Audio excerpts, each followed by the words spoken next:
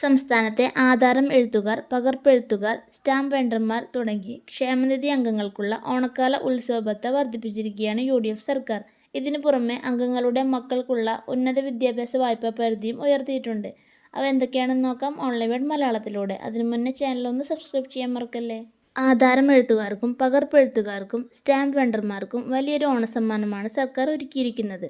സംസ്ഥാനത്തെ 6000-ഓളം വരുന്ന ക്ഷേമനിധി ബോർഡ് അംഗങ്ങളുടെ ഓണക്കാല ഉത്സവ ഭത്ത സർക്കാർ 6000 രൂപയായി വർദ്ധിപ്പിച്ചു. നേരത്തെ 5500 രൂപയായിരുന്നു ഉത്സവ ഭത്തയായി നൽകിയിരുന്നത്. ഇതാണ് ഇപ്പോൾ 6000 രൂപയായി ഉയർത്തിയത്. രജിസ്ട്രേഷൻ വകുപ്പ് മന്ത്രിയും ക്ഷേമനിധി ബോർഡ് ചെയർമാനുമായ OJ ജിനീഷിന്റെ അധ്യക്ഷതയിൽ ചേർന്ന യോഗത്തിലാണ് ഈ സുപ്രധാന തീരുമാനം. ഇതിനു പുറമെ അംഗങ്ങളുടെ മക്കൾക്കുള്ള ഉന്നത വിദ്യാഭ്യാസ വായ്പാ പരിധി 3 ലക്ഷത്തിൽ നിന്നും 6 ലക്ഷം രൂപയായും വർദ്ധിപ്പിച്ചിട്ടുണ്ട്. കൂടാതെ മരിച്ചുപോയ അംഗങ്ങളുടെ ആശ്രിതർക്കുള്ള ആനുകൂല്യങ്ങൾ ഉടൻ തന്നെ തീർപ്പാക്കാനും മന്ത്രി കർശന നിർദ്ദേശം നൽകിയിട്ടുണ്ട്.